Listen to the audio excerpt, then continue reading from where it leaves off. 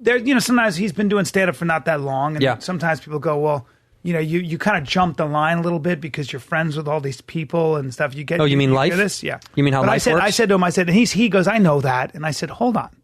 I said, well, you when you say you jump the line because you're friends with Rogan and myself and everybody else who've been doing stand-up for 15, 20 years, okay, but I know your road to get here was really easy because you played football and then you became a professional fighter and went through the Ultimate Fighter and got punched in the face by monsters and won and lost. That 8 years, say what you will, what that 8 years was not only experience you're drawing from and talking about on stage, but that was a motherfucker. Talk about paying your dues. Yeah. And what happened was you came in with people like me and Rogan, and we knew who you were, and we loved you, and we loved you for what you were able to do. And oh, by the way, the biggest thing was you were funny. You were making us laugh when you were telling stories.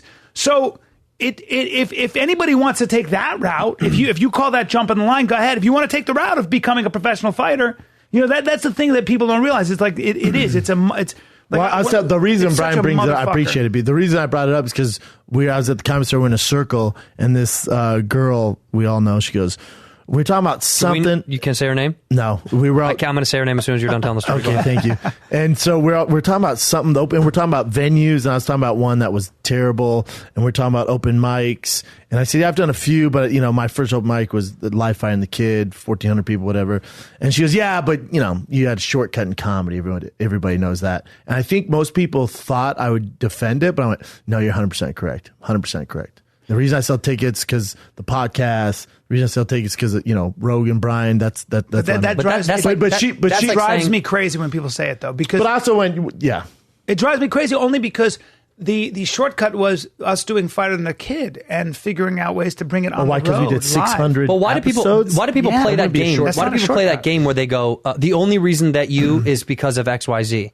By the way, that's a flawed argument because I hear that all the time. I know. People use that in every other instance. It's not just this. Everything. It's like saying when some bozo goes, well, the only reason she's fucking him is because he's rich. It's like, yeah. Okay. That's attractive. Correct. What did you? What was the perfect scenario for you to be happy about? Bang the broke guy who you have to go Dutch with at Denny's. Yeah. Can you split this? Yeah. It's $8.99. I will say, and I don't mean this to be shitty. I will say that I truly believe that the reason you are working a lot. You're talking to Andrew or me? Because you have red hair. I mean, I want to say that. I hate to say it, but let's be honest. That's the only. They got to check boxes. You're not talented. No, they got to check boxes. I don't think you'd be working I don't think you'd be doing a lot of stand up. Don't get mad, bro. Dude, take it easy. Dude, take it easy.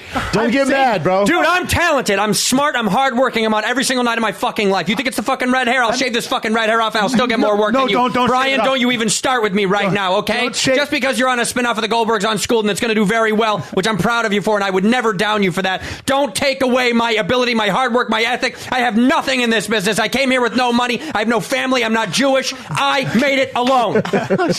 I made it alone, Bryan. Okay, I know that, dude. Don't you dare. No, Dude, you're turning the key on the red Ferrari. You want to fucking rev me out? Because I will burn out all over this fucking place. I misspoke.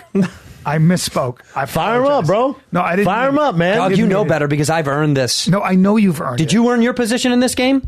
I did with regular hair. Here's the thing. No. Take it easy. No, don't get mad. Andrew. Regular hair. No, I'm just saying. With regular hair. Well, everybody knows that a ginger has, I see you right away. You do pop. Yeah, I pop. Yeah. And I stand out. Okay. And guess what? I have to deliver harder. When they see your normal looking hair ass on stage, they just go, this is just a normal goofy looking fucking white guy. Don't say goofy. I'm not. Well, you are goofy looking. No. There's no doubt. Who says goofy? Those ears have been bowing out a little bit as we've gotten older. Like doors, like car doors that are open. No doubt. Yeah, they've been bowing out a little bit more. Like DeLoreans. Don't say bowing out. I think you should pin them back. You should tie floss from one side to the other and pull them back at night. No, that is a procedure you can do. Bowing out. Yeah, you should. Like, let's say, for whatever reason, say Finn was born with huge ears. yours? He is. The sun never hits his face. Okay. Well, I'm glad you said The kid can find his way. Let's say your son looks like Dumbo. Let's say your son looks like Dumbo. Find his way with echolocation. You know what? You know they can't. They snip it and clip Snip it and pull it it back. Really? It looks normal. Well, so kids don't get bullied anymore. So they see you on You can stage. also dye kids' hair. You could dye your hair, but they see you on stage and they go, "Let's see what this fucking regular Joe Schmo has to do." You come up there with some of your, jokes, whatever. No, there are some of them are good. I watched actually a couple nights ago and I thought, wow, that's better than it used to be. Okay. And you sling your jokes and they go, good, yeah, I'm glad he was good, but he's normal. I get up there and they go, what is this guy? What is this guy gonna do? Oh, is it a redheaded guy? And then I fucking murder and they go, wow, Yeah. wow, he overcame something. Do you have any redhead jokes? Not really. No. You never bring attention to the fact that No, you know why? Burr said something to me years and years ago about it. I think he had. Did he say don't do redhead He jokes? inadvertently said don't do redheaded stuff. How much Italian? I think he was like, why?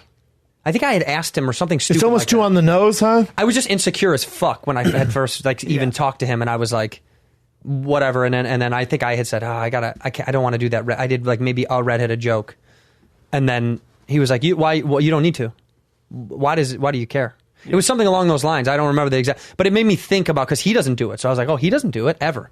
When you see my back ripple and I pull myself up like a chimp 30 times bang, while talking to you, why wouldn't I give that to you as inspiration? It's a gift, really. It's a gift.